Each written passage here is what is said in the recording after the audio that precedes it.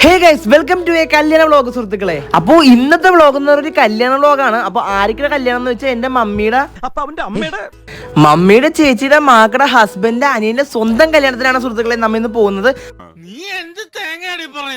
കല്യാണം തൊമ്പടി saint Sebastian ചർച്ചിലായിരുന്നു. ഞങ്ങൾ പള്ളിയിൽ ചെന്ന് കുറച്ച് ഫോട്ടോയും കാര്യങ്ങളൊക്കെ എടുത്തു. അതിനുശേഷം നേരെ പോയത് ഹാളിലേക്കാണ്.